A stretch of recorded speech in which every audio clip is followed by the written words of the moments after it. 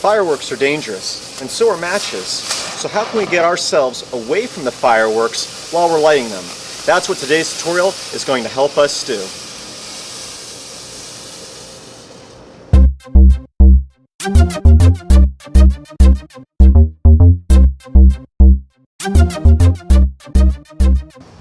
If you caught my video last week, I had a little trouble getting a smoke bomb to go off with my Arduino board.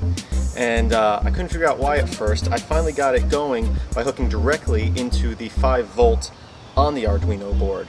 So the question was for me, how come I can ignite it with that but not off one of the digital pins that also puts out 5 volts? And the answer may be obvious to some people who are a little more familiar with electronics.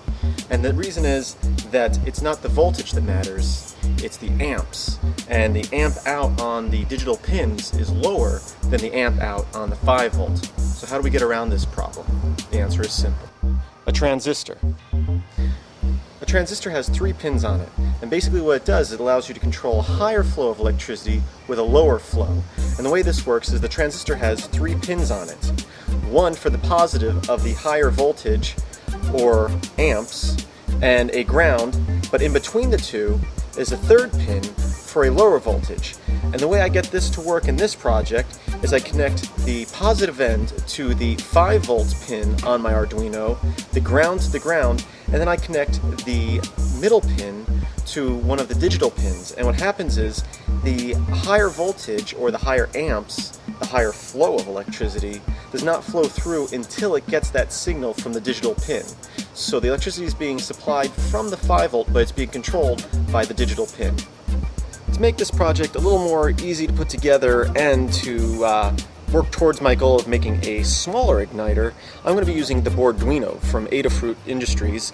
Go to adafruit.com to order one. It's about $17, and it's basically an Arduino, but in a smaller size.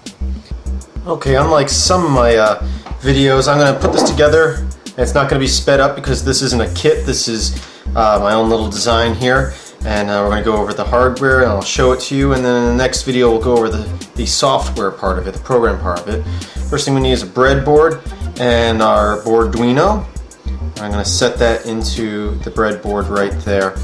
Now, things we're going to need: 5 LEDs, any colors you want. I'm using red.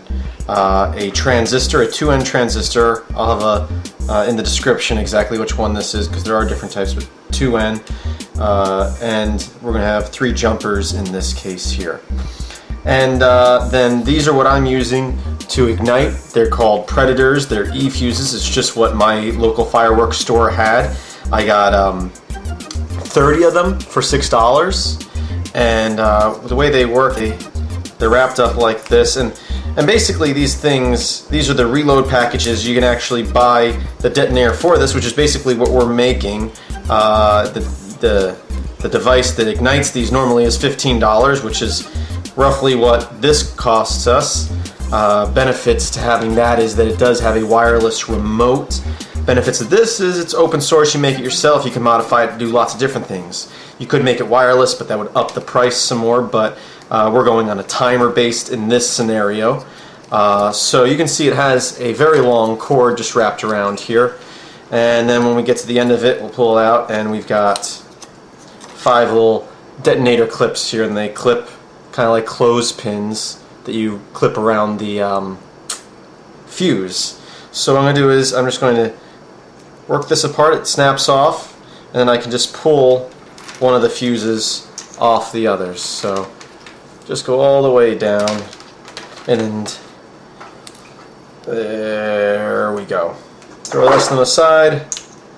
Now I've got one with a long string. I'm going to cut that back for this project, but depending on how much string you need, I guess that's about 3 feet of wire there. So let's start putting this board together on the breadboard. What I'm going to do, let me center my Arduino, it's a little off center there. Okay, I'm going to start putting in my LEDs, and what I'm going to do is I'm going to use pins 13, 12, 11, 10, and 9. So I'm just going to use the positive end into the pin 13 there, and then the other part into ground there. And I'm going to do that for 12, 11, 10, and 9. Remembering the long pin on the LED is your positive, and the short pin is your ground. And what these lights are going to do, they're going to be our countdown. The code I wrote for this is basically, when you start up the code, when you supply power to the board, what it does is it's going to light up all the LEDs. Then the first one's going to flash and then turn off, and the second one's going to flash 3 times, turn off, flash 3 times, turn off, flash 3 times, turn off, flash 3 times, turn off. Then they're all going to flash 3 times, and then it's going to ignite the fuse on the smoke bomb in this case. So right now we got these hooked up to the different digital pins here. So this is 9 through 13, actually 13 through 9, going from left to right in this case, of the digital pins. And then I'm just going to take ground here and hook it to the ground here, because on the breadboard this blue bar on the end here for the ground, so now I'm powering ground there, so you have to use that little jumper there. Now I'm going to take my transistor here and I'm going to put it off to the side over here. And what I'm going to do is I'm going to take a white cable, but you can use any color you want. This is going to be my data cable, and I'm going to use pin 2 in this case and hook it to the middle pin on the transistor here. And the reason I'm using pin 2, and it doesn't really matter too much what digital pin you use, other than don't use digital pin 13, because every time you reset the board, digital pin 13 flashes when you reset, so it will ignite the fuse the second you turn on your board instead of waiting for the delay. Next I'm going to go from 5 volt on the Arduino board to, not to the 3rd pin, but I'm just going to put it over here into an empty pin. You'll see why in a second.